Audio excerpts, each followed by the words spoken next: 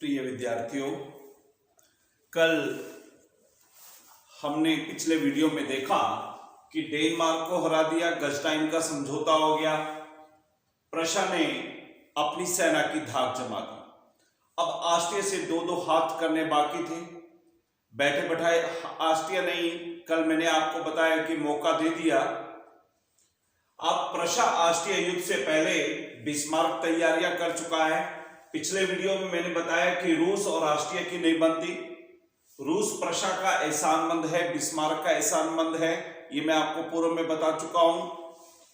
फिर ऑस्ट्रिया से रूस की नहीं बनती, इटली से समझौता कर चुका है बिस्मार्क कि आपको वेनेशिया दिलवा दिया जाएगा, आप भी पीछे से ऑस्ट्रिया पर हमला कर देना, इधर से मैं प्रशा ऑस्ट्रिया पर हमला कर देगा। इटली को भी अलग कर दिया ऑस्ट्रिया से, रूस को भी कर दिया। फ्रांस के सम्राट को मैंने कल बताया था कि राइनलैंड का लालच दिया कि प्रशा ऑस्ट्रिया युद्ध में, हे फ्रांस के सम्राट नेपोलियन तृतीय, आपको तटस्थ रहना है, मजा देखना है, बदले में ये राइनलैंड का प्रदेश मैं आपको दे दूंगा, फ्रांस को दे दूंगा। नेपोलियन तृतीय खुश है, न इसका साथ देना न इसका साथ देना, बैठे बैठाए राइनलैंड का प्रदेश मिल जाएगा। तो तीन जो बड़ी ताकत है उनको अलग कर दिया है ऑस्ट्रिया से। इनको अलग करने के बाद बिस्मार्क जानता है कि प्रशा ऑस्ट्रिया युद्ध के समय इंग्लैंड ऑस्ट्रिया की सहायता कर सकता है, अतः इसका उपाय भी बिस्मार्क जैसे कूटनीतिज्ञ ने निकाल लिया है। वो युद्ध के समय ऐसी परिस्थितियां पैदा करने जा रहा है कि जब युद्ध हो तो ऐसा लगना चाहिए कि ऑस्ट्रिया आक्रमणकारी है, प्रशा तो अपने बचाव में ये युद्ध लड़ रहा है। कहने का मतलब गलती ऑस्ट्रिया की लगे युद्ध के समय कि ऑस्ट्रिया ने जानबूझकर पंगा मोल लिया है, ऐसा लगना चाहिए, जिससे इंग्लैंड ऑस्ट्रिया की सहायता के लिए आगे नहीं आ पाएगा। और इस तरह पूरी तैयारियां करने के बाद युद्ध का बहाना भी बिस्मार्क को मिल गया है। बिस्मार्क ने ऑस्ट्रिया से युद्ध का बहाना ढूंढ लिया है। 1 जून 1866 को ऑस्ट्रिया ने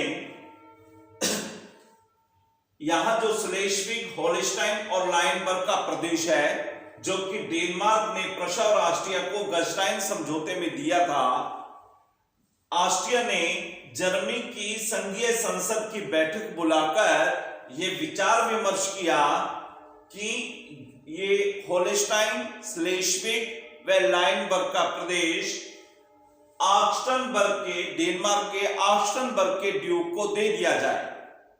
बिस्मार्क ने कहा कि ऑस्ट्रिया ये कैसे हो सकता है, गजटाइन समझौते का आप उल्लंघन कर रहे हो।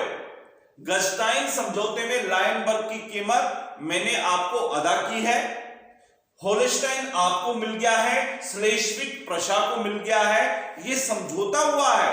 आप समझौते को तोड़कर ऑक्स्टनबर्ग के ड्यूक को ये तीनों प्रदेश कैसे दे सकते हो। लेकिन बिस्मार्क के विरोध के बावजूद भी बिस्मार्क ये समझौता पर अड़ गया है ऑस्ट्रिया। अब बात बिगड़ती देख ऑस्ट्रिया ने जब समझौते का भंग कर दिया है, तो बिस्मार्क ने कहा कि ऑस्ट्रिया, जब आप समझौते को भंग कर रहे हो तो मैं भी इस समझौते से मुक्त हूं। यानी कि प्रशा को भी उसने समझौते से मुक्त कर दिया है, गजटाइन समझौते से मुक्त कर दिया है। अब बात बिगड़ गई है। प्रशा को गजटाइन समझौते से मुक्त करने के बाद मैंने आपको बताया था यहां पर होल्स्टाइन है, होल्स्टाइन जहां 100% जर्मन लोग रहते हैं और ये जर्मनी में, प्रशा में मिलना चाहते हैं। ऑस्ट्रिया का इनके ऊपर शासन है, गजटाइन समझौते में मिला था। बिस्मार्क के इशारे पर यहां पर विद्रोह शुरू हो गए हैं ऑस्ट्रिया के खिलाफ। ये जर्मन लोग ऑस्ट्रिया के खिलाफ विद्रोह कर रहे हैं। स्वाभाविक रूप से ऑस्ट्रिया इस विद्रोह को दबाने के लिए अपनी सेना भेजेगा। इससे पूर्व ही बिस्मार्क ने यह आरोप लगाते हुए कि आपने गलस्टाइन समझौते का उल्लंघन किया है, आप हमारे जर्मन भाइयों पर होल्स्टाइन में अत्याचार कर रहे हैं, प्रशा की सेना होल्स्टाइन में भेज दी बिस्मार्क ने। इधर ऑस्ट्रिया ने जर्मनी के जो 39 राज्य थे उनका संघ था, फ्रैंकफर्ट में संसद थी, उनकी एक बैठक बुलाई। बैठक में यह प्रस्ताव हुआ, ऑस्ट्रिया ने कहा कि संघ के एक सदस्य मतलब कि प्रशा ने, संघ के एक सदस्य ने अपने दूसरे सदस्य यानी कि ऑस्ट्रिया के खिलाफ अपनी सेना का प्रयोग किया है, अतः जर्मनी की संघीय संसद प्रशा के खिलाफ अपनी सेना भेजेगी और होल्स्टाइन को मुक्त करवाएगी। बिस्मार्क ने विरोध किया।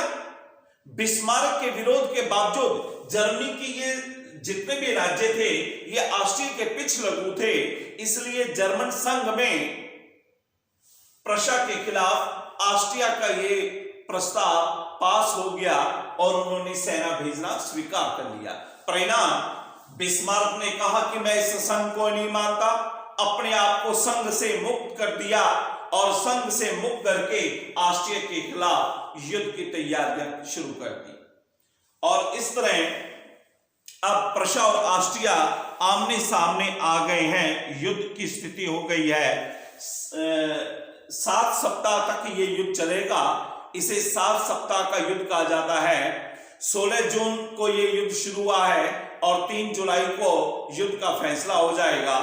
अब आप देखिए, जब युद्ध चल रहा है, इधर से प्रशा ने आक्रमण कर दिया है ऑस्ट्रिया पर, इधर से इटली ने, क्योंकि इटली को वेनेशिया दिलवाने का आश्वासन दिया है बिस्मार्क ने, इधर से इटली ने ऑस्ट्रिया पर आक्रमण कर दिया है। दो तरफा आक्रमण हो गए हैं। अब आप देखिए बिस्मार्क की कूटनीति कितनी जबरदस्त है कि इधर ऑस्ट्रिया को अपनी सेना प्रशा के खिलाफ लगानी पड़ रही है, इधर इटली के खिलाफ लगानी पड़ रही है। एक मोर्चे पर और भी सेना लगानी पड़ रही है। जब 2 मोर्चों पर ऑस्ट्रिया की सेना बांट दी है बिस्मार्क ने अपनी कूटनीति से, तीसरा मोर्चा हो रहा है जहां सेना बटी है। जब ऑस्ट्रिया ने इस स्थिति में अपने आप को घिरा पाया तो उसने फ्रांस के सम्राट नेपोलियन तृतीय की तरफ देखा कि भाई ये 2 लड़ रहे हैं, आपके और मेरे संबंध तो अच्छे हैं, आप मेरी सहायता करो। लेकिन फ्रांस का सम्राट बोला, देखो भाई ये आपका आपसी मामला है, मैं इसमें क्या कर सकता हूं।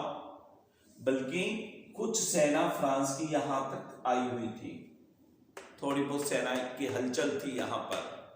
तो ऑस्ट्रिया को चिंता हुई कि मैं जिसे मित्र समझ रहा था कहीं वो फ्रांस भी इनके साथ मिला नहीं हो, तो ऑस्ट्रिया की कुछ सेना, रिजर्व सेना यहां के लिए रखनी पड़ी और अकेले ऑस्ट्रिया को युद्ध करना पड़ रहा है प्रशा और इटली की सेनाओं के साथ। लेकिन मजे की बात देखिए, इधर प्रशा हार रहा है और इधर इटली भी हार रहा है। 3 जुलाई का दिन आ गया। 3 जुलाई दोपहर के 2 बजे का समय है। प्रशा हार रहा है, लेकिन 2 बजे प्रशा का राजकुमार अपनी सेना लेकर सेडोवा के मैदान में आ गया है। 3:30 बजते बजते यानी कि 1.5 घंटे के अंदर युद्ध का नजारा बदल चुका है। इधर प्रशा जीत रहा है, इधर इटली ऑस्ट्रिया से अभी भी हार रहा है। 3:30 बजते बजते युद्ध का फैसला हो गया, ऑस्ट्रिया की निर्णायक हार हो गई है। प्रशा, छोटा सा राज्य प्रशा, जर्मनी का छोटा सा राज्य प्रशा ने ऑस्ट्रिया को सेडोवा के मैदान में धूल चटा दी है। ऑस्ट्रिया की निर्णायक पराजय हुई और ऑस्ट्रिया की इस हार में प्रशा के सेनापति वॉन मॉल्टके का विशेष योगदान है, जिसने ऑस्ट्रिया को अपनी रणनीति से हराया है। ऑस्ट्रिया हार गया। प्रशा का सम्राट, जिसको उम्मीद नहीं थी विलियम प्रथम को कि ऑस्ट्रिया को हराया जा सकता है, खुशी के मारे इतना पागल हो गया, उसने बिस्मार्क से कहा कि हमें लगे हाथों ऑस्ट्रिया की राजधानी वियना पर भी अधिकार कर लेना चाहिए कि जब जीत गए हैं तो आगे बढ़ो, ऑस्ट्रिया की राजधानी वियना पर भी अधिकार कर लेते हैं। बिस्मार्क ने अपने सम्राट विलियम प्रथम को समझाया कि हमारा उद्देश्य जर्मनी का एकीकरण करना है, न कि साम्राज्य विस्तार करना।